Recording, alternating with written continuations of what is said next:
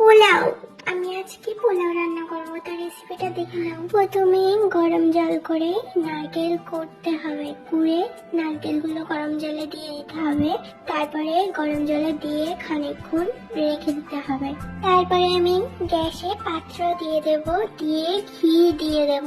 ঘিগুলো গরম হয়ে গেলে চালটা দিয়ে দেব।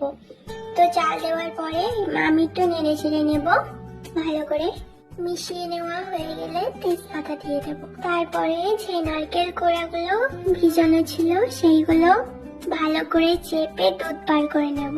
দুধ পার করা হয়ে গেলে এদিকে কিশমিশ আর বাদাম ভিজিয়ে দেব। তো বাদামটা ভিজিয়ে দিলাম, কিশমিশটা তার আগে ভিজিয়ে দেওয়া ছিল, ওই জন্য এখন বাদাম দিয়ে দিলাম। 10 মিনিট রাখতে হবে। এরপরে আমি ভাতের কাছে চলে আসবো। তো ভিজানো নারকেলের দুধগুলো দিয়ে দেব। এখানে নারকেল কোড়াগুলো পড়ে যাচ্ছিল বলে একটু চুপড়ি দিয়ে ভালো করে ছেঁকে দুধগুলো দিয়ে দেব। তারপরে একটু নুন চিনি দিয়ে দেব। তারপরে একটু নেড়ে চেড়ে নেব। তো ভালো করে মিক্স করে নেব।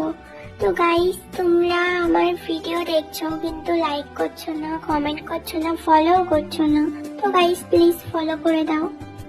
তারপরে ভেজানো কিশমিশ ও বাদামগুলো দিয়ে দেব।